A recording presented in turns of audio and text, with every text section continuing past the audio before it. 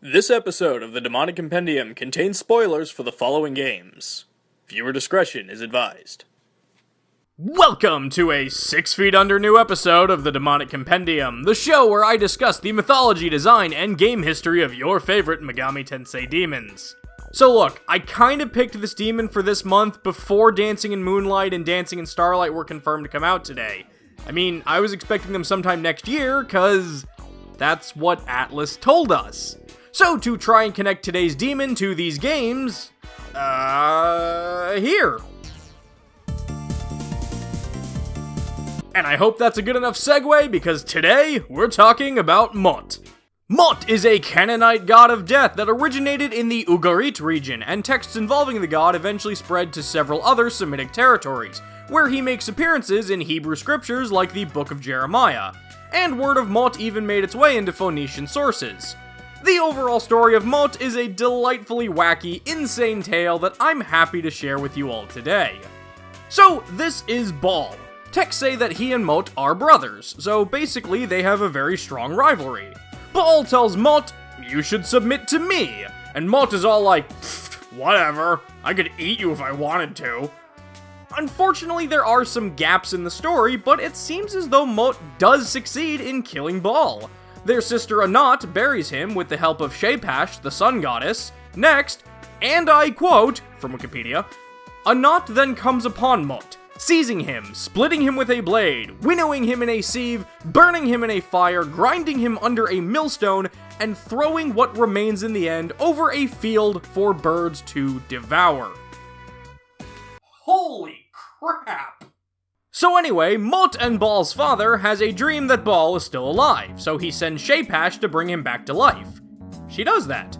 Eventually, Mot gets better too, somehow, and upon finding out Baal is also alive, again, goes to kill/eat him, again, Anat kills Mot, again, Shepash revives Baal, you guessed it, again, and once Mot comes back again, the cycle repeats like this every single year, until the day their father, El, said enough, and threatened to take away Mot's title as a death god unless he knocked that crap off. Mot begrudgingly accepts and the feud is put to rest. Man, no wonder Mot never wants to leave his coffin. Everyone's against him. And just look at all he had to go through. He just wanted to kill his brother. It's also believed that at least some parts of the Jewish tradition of Passover comes from the rivalry between Baal and Mot, with the end of the rainy season symbolizing Baal's death. During Passover, priests would eat lamb, eventually ending the holiday by disposing of the lamb remains in a fashion similar to Anat's slaughter of Mot. Mot's compendium entry from Persona 4 describes him as the Canaanite god of death. Every year he attempts to kill Baal, the god of fertility, only to see him raised from the dead with the help of Baal's sister, Anat. Design-wise, Mot is a very interesting demon because technically, we have no idea what he looks like. We can tell that he has light blue skin with black fingernails, he has green cat-like eyes and one long sharp horn, and all along his skin is a web of thin pink lines, which we can probably assume are the scars left from Anat cutting him up into tiny pieces. The reason why Mot probably never leaves his coffin is because in the cycle of him killing Baal once a year only to be killed by Anat, it seems like Mot just spends the vast majority of his time being dead. The design on Mot's coffin is also home to some interesting design touches. There's a winged discus from the region, and most prominently, Kaneko included the goddess Inanna due to both of their connections to Syria. This depiction of Inanna on Mot's coffin would be her only appearance in the franchise until Shin Megami Tensei 4 Apocalypse, where she looks completely different. However, one of Doi's early design sketches for her does seem to have some resemblance to the design on Mot's casket. Mot is fairly unique in that he's one of the few demons to have a major persona design that is strikingly close to his normal demon design. Except in the persona version, it seems as if the coffin itself is the living being. The patterns are a bit different, and it can also...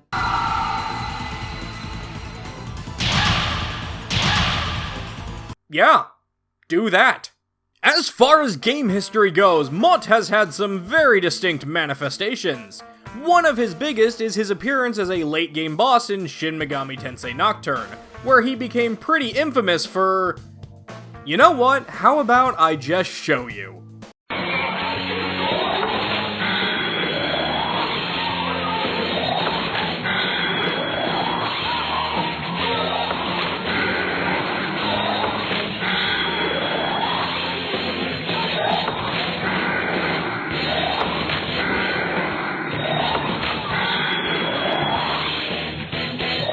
This fight is so notable to both Eastern and Western players that the fight is known as Moto Gekijo or Mot's Drama amongst Japanese fans.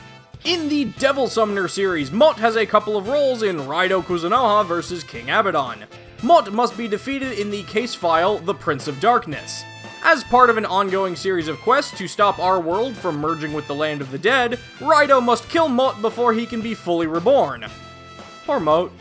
Doesn't even get to kill Ball this time. Mot also has conversation options with any of the 4 horsemen where he reveals that he's kind of an idiot. It's pretty great.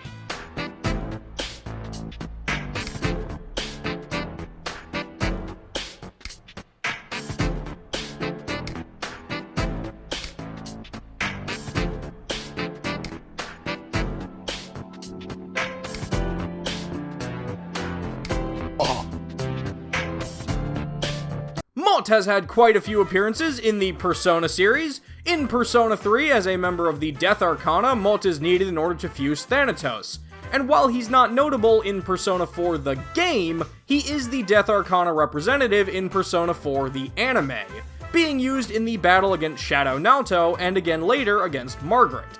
In Persona 5, Mot first appears in Futaba's palace and is fought as a mini-boss known as the Coffin-Born God. He also introduces players to the rat status ailment, which appears more prominently later in the game. Mot appears as a much higher leveled shadow later in the depths of Mementos. But Mot's biggest role in the series, possibly even the entire franchise, comes from the first Persona game, where Mot, known as Mondo in Revelations Persona, is the ultimate persona of Reiji, Chris, Kido. Mot is a member of the Death Arcana, while Reiji's initial persona came from the Devil Arcana, making Reiji the only non-protagonist persona user to canonically change Arcana between initial and ultimate personas.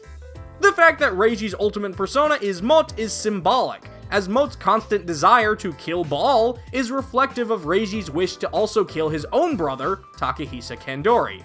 Lastly, Mot appears as an enemy in the final area of Shin Megami Tensei Synchronicity Prologue, but he doesn't really do much. Come on, Mot, why don't you do something? Why don't you...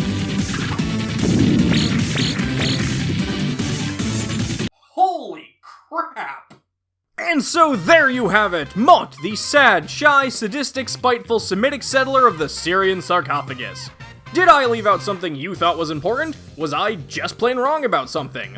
Let me know in the comments below, and don't forget to let me know who you'd like to see me talk about in future episodes.